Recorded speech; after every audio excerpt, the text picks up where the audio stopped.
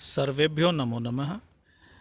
आज मैं संस्कृत के एक महत्वपूर्ण विषय को लेकर के आया हूँ, शब्द रूपाणी। इसमें हम आज बालक शब्द के रूपों की पहचान करेंगे, उनको सीखेंगे, उनको याद करेंगे। बालक शब्द चूँकि अकारांत पुल्लिंग रूप हैं, तो सबसे बड़ा प्रश्न यह उठता है कि शब्द रूप याद करने की आवश्यकता क्यों होती है।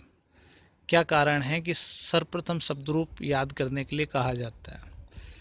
तो इसी को लेकर के मैंने ये टॉपिक बनाया है, ये वीडियो बनाया है। आप इसको अंत तक देखें और समझने का प्रयास करें कि शब्द रूपों की आवश्यकता क्यों है। तो सर्वप्रथम हम बालक शब्द के रूप देखेंगे और फिर बताएंगे कि शब्द रूपों का संस्कृत में क्या महत्व है। तो आइए शुरू करते हैं बालक शब्द के शब्द रूप।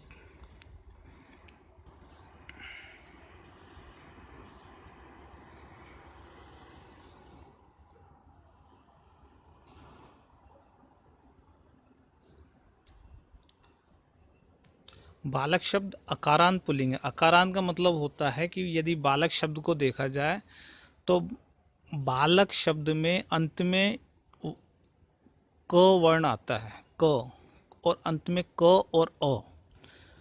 क इसमें व्यंजन है और अ स्वर है। तो अ स्वर आने के कारण से इसको हम अकारांत कहा जाता है कि अकार है अंत में जिसके, ऐसा शब्द अकारांत कहलाता है। तो जिस भी शब्द के अंत में अ आएगा उस शब्द को हम अकारांत कहेंगे। तो इसके लिए आप लास्ट में देख लीजिए, अंत में क आया हुआ है और क के अ से अकारांत शब्द बन गया है। अब इसके हम शब्द रूप याद करेंगे, एक बार देखेंगे और समझेंगे कि शब्द रूप की आवश्यकता क्यों होती है। सर्वप्रथम देखिए विभक्ति, प्रथमा, द्वितीया, तृतीया, चतुर्थी, पंचमी, षष्ठी, सप्तमी और संबोधन। संस्कृत में वचन तीन होते हैं, एक वचन, द्विवचन, बहुवचन, और तीन लिंग होते हैं, पुल्लिंग, स्त्रीलिंग, नपुंसकलिंग। तो बालक शब्द पुल्लिंग में है। तो हम इसको याद करेंगे, उसका तरीका मैं बता देता हूँ कि किस तरह से शब्द रूप याद किए जाते हैं। बालकः बालकौ बालकाः, बालकं बालकौ बालकान्, बालकेन बालकाभ्यां बालकैः, बालकाय बालकाभ्यां बालकेभ्यः, बालकात् बालकाभ्यां बालकेभ्यः, बालकस्य बालकयोः बालकानां, बालके बालकयोः बालकेषु, हे बालक हे बालकौ हे बालकाः। इस तरह से शब्द रूप याद किए जाते हैं। एक बार फिर से मैं बोल देता हूँ। बालकः बालकौ बालकाः, बालकं बालकौ बालकान्, बालकेन बालकाभ्यां बालकै, बालकाय बालकाभ्यां बालकेभ्यः, बालकात् बालकाभ्यां बालकेभ्यः, बालकस्य बालकयो बालकानां, बालके बालकयो बालकेषु, हे बालक हे बालकौ हे बालकाः।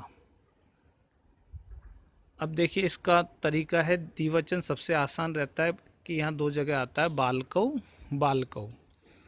फिर तृतीय चतुर्थी पंचमी में आता है बालकाभ्याम बालकाभ्याम बालकाभ्याम, एक जैसे। फिर षष्ठी सप्तमी में आता है बालकयो बालकयो। इसके बाद हम आ जाते हैं बहुवचन में। इसमें बालकेभ्य बालकेभ्य एक जैसे होते हैं, समान होते हैं। इसी तरह से जो प्रथमा विभक्ति है वही संबोधन में आती है, केवल अंतर ये होता है कि उसके आगे हे लग जाता है। जैसे ऊपर है बालके बालकौ बालका, तो संबोधन में आएगा हे बालक हे बालकौ हे बालका। इस तरह से शब्द रूप याद कर सकते हैं आप। अब प्रश्न था कि शब्द रूप याद करने की आवश्यकता क्या है। इस प्रश्न का जवाब मैंने आगे बनाया हुआ है, मैं बता देता हूँ कि इसकी आवश्यकता इस कारण से है कि हाँ,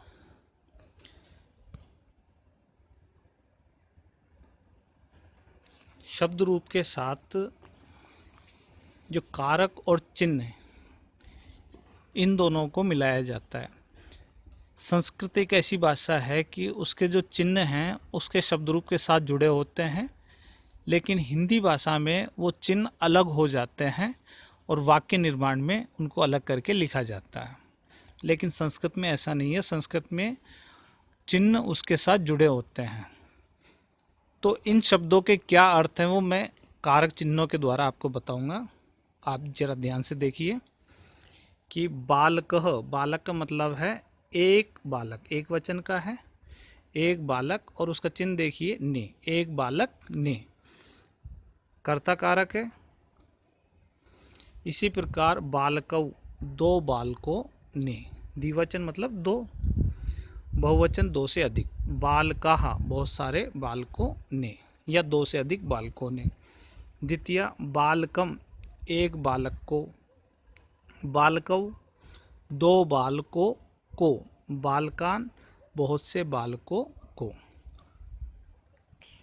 इसी प्रकार तृतीय विभक्ति करण कारक में देखेंगे, बालकेन एक बालक से, द्वारा, बालकाभ्याम दो बालकों से या दो बालकों के द्वारा, बालकई बहुत से बालकों से या बहुत से बालकों के द्वारा, बालकाय एक बालक के लिए या एक बालक को, बालकाभ्याम दो बालकों के लिए या दो बालकों को, बालकेभ्य बहुत सारे बालकों के लिए बहुत सारे बालकों को। फिर है बालकात, एक बालक से अलग होना, पृथक होना, बालकाभ्याम दो बालकों से, बालकेभ्य बहुत से बालकों से। फिर बालकस्य एक बालक का, के की, बालकयो दो बालकों का, के या की, बालका नाम बहुत से बालकों का, के की, संबंध हो गया। अब देखिए बालके, एक बालक में या एक बालक पर, बालकयो दो बालकों में या दो बालकों पर, बालकेषु एक बालक बहुत से बालकों में या बहुत से बालकों पर, हे बालक, हे बालको, हे बालका, ये संबोधनीय है। इसका मतलब है हे बालक, हे दो बालकों, हे बहुत सारे बालकों। अब मैं ये बताना चाहता हूँ कि ये कारक आप एक बार सीख लीजिए। कर्ता ने कर्म को करण से, संप्रदान के लिए अपादान से, संबंध काके की रारेरी अधिकरण में पर संबोधन है अरे। इन कारकों में ये 8 विभक्तियाँ हो जाती है। कर्ता में प्रथमा विभक्ति, कर्म में द्वितीय विभक्ति, करण में तृतीय विभक्ति, संप्रदान में चतुर्थी विभक्ति, अपादान में पंचमी विभक्ति, संबंध में षष्ठी विभक्ति, अधिकरण में सप्तमी विभक्ति, संबोधन में संबोधन विभक्ति। अब ये कारक का मतलब होता है कि किसी क्रिया के द्वारा जिनका संबंध होता है उन्हें कारक कहते हैं। तो कर्ता काम करने वाला, कर्म जिसको किया जाए, करण किसी के द्वारा कोई कार्य संपादित किया जाए, संप्रदान किसी कोई वस्तु दान में दी जाए, प्रदान करना, अपादान कोई चीज़ किसी से पृथक हो, संबंध एक दूसरे के स्वामी स्वामी भाव को प्रदर्शित करने का वाक्य, अधिकरण किसी पर कोई वस्तु आसीन हो, और संबोधन करने की, संबोधित करने की बातें, किसी को संबोधित करने के शब्द। तो इस तरह से मैं आशा करता हूँ आप समझ गए होंगे कि बालक बालकों इनका अर्थ होता है ये जो कारक चिन्ह है ये इनके हैं। जैसे बालक कहेंगे तो बालक का अर्थ ने के साथ लगेगा। इस तरह से इन सब के अर्थ जुड़े हुए हैं। अब आप जब भी किसी बालक शब्द के रूप का अर्थ करेंगे तो उसका कारक चिन्ह उसके साथ जोड़ दो, वो उसका अर्थ बन जाएगा, वो अर्थ उसके साथ निकल जाएगा। जैसे बालकाय शब्द है, बालकाय का अर्थ क्या होगा? बालक के लिए, इतना अर्थ होगा।